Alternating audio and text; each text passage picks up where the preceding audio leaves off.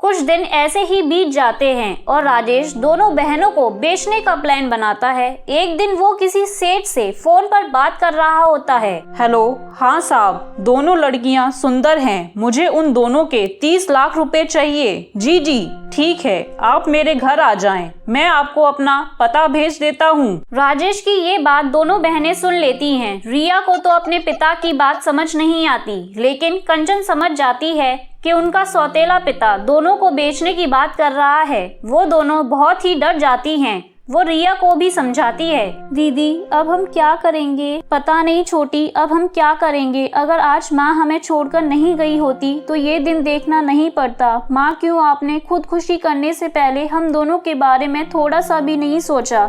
स्वार्थी होकर आपने खुद को बचाने के लिए खुदकुशी कर ली। कंचन इतना कहकर रोने लगती है। तभी कंचन की माँ की आत्मा वहाँ प्रकट होती है। मेरी बच्चियों, मुझे माफ कर दो, मुझसे बहुत बड़ी गलती हो गई। मैंने अपनी दोनों बच्चियों को अकेला छोड़ दिया। हो सके तो मुझे माफ कर दो बेटी।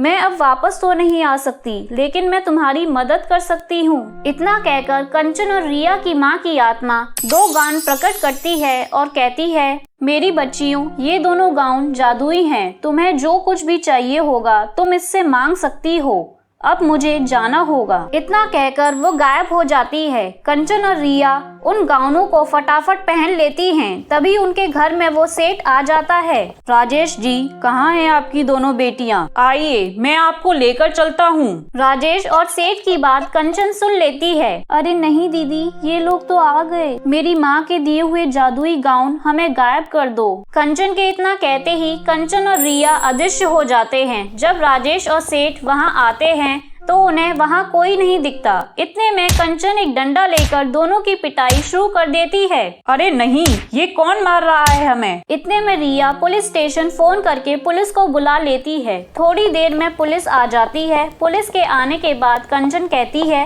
हे मेरी माँ के दिए हुए जादुई गाउन हमें पहले जैसा कर दो। कंचन के इतना कहते ही वो वापस दिखने लगते हैं। कंचन सारी बात पुलिस को बताती है। पुलिस राकेश और उस सेठ के खिलाफ कठोर कार्रवाई करती है और उन दोनों को बहुत लंबी जेल हो जाती है। उसके बाद दोनों बहनें अपने अपने जादुई गाउन के सहारे अपनी जिंदगी खुशी से जीने लगती हैं। तो मेरे प्यारे दोस्तों, कैसी लगी आपको मेरी ये कहानी? मुझे कमेंट करके जरूर बताएं और इसे अपने दोस्तों के साथ शेयर करें। और हाँ दोस्तों, अगर आपने अब तक मेरे चैनल को सब्सक्राइब नहीं किया है तो जल्दी से नीचे वाला काला बटन दबाकर सब्सक्राइब कर लें। तो मिलती हूँ मैं आप सभी से फिर एक नई कहानी के साथ।